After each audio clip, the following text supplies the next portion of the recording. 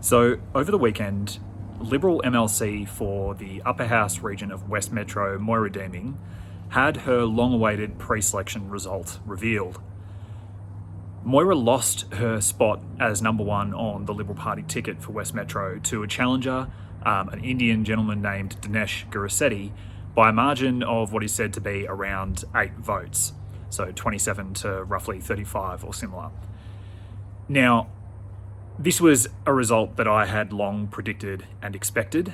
Moira Deeming basically has been targeted by the moderate left faction in the Liberal Party for basically her role in the Let Women Speak rally and the subsequent defamation case that was, in my view, completely self-inflicted by John Pizzuto, which was ultimately found against him, that he did defame Moira Deeming. And the chain of events that set in motion ultimately saw Moira readmitted into the Liberal Party room after a long period of time sitting on the crossbench.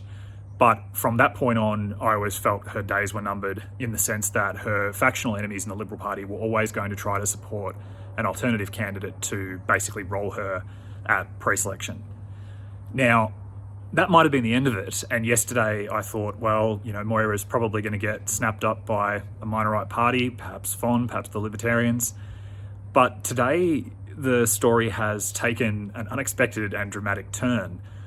Dinesh Gurisetti, who rolled Moira Deeming for the top spot, is now facing immense pressure to withdraw his candidacy. At the time of making this video, he hadn't formally confirmed that yet, but there's a huge amount of pressure on him to do so, over revelations that he provided a character reference to another Indian gentleman for charges involving grooming and essentially sex trafficking. So that's obviously a pretty significant revelation to come out. And the really interesting part of it is that there's a lot of speculation that the moderate left faction who were opposing Moira Deeming actually were aware of this and had secretly planned to reveal this reference that had been provided after Mr. Gurisetti had already been formally endorsed by the party's executive, which would have then meant there was no other choice but for the executive themselves to appoint an alternative candidate. So if that's true, then this is basically a sort of an own goal if the information has then gotten out earlier before Mr. Gurisetti was formally endorsed.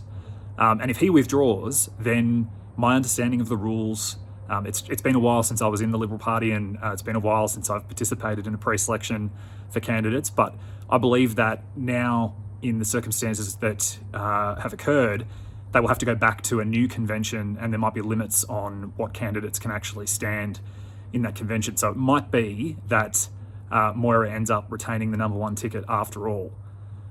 Whatever happens as a result of this, I think that the biggest loser is the Liberal Party. The fact that they're so internally obsessed, the fact that they're so factional and so willing to prosecute personal vengeances against somebody who doesn't necessarily agree with me on everything. I'm sure Moira has views that I would disagree with, but what you can't doubt is her tenacity, her leadership, and her ability to actually prosecute a case and be effective in Parliament.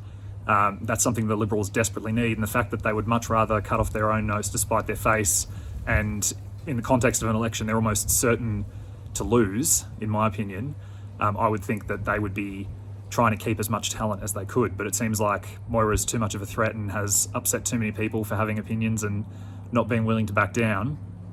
So what do you think? It'll be very interesting to see what happens. Leave your comments below. I'd love to know your thoughts. And as always, like this video, subscribe to the channel, and share it with a friend if you think they might enjoy the content.